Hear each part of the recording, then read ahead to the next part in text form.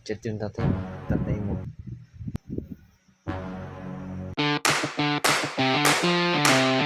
Paprank ko yung asawa ko.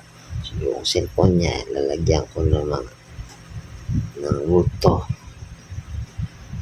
Paprank ko siya, gugulat ko siya. Tapos gigisingin ko kung na rin nag-chat yung tatay niya. So, ano pa hinintay nyo?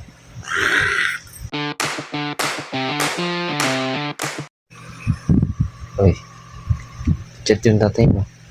Oy, oy, oy. Ay, Jasmine. Jasmine.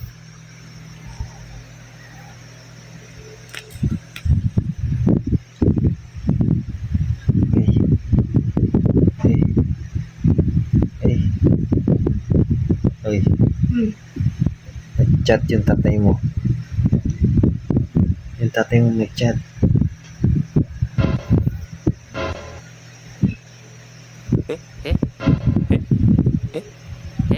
Sabi mo.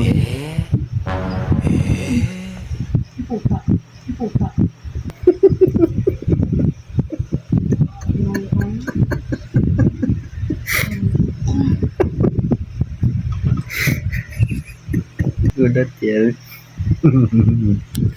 Sorry.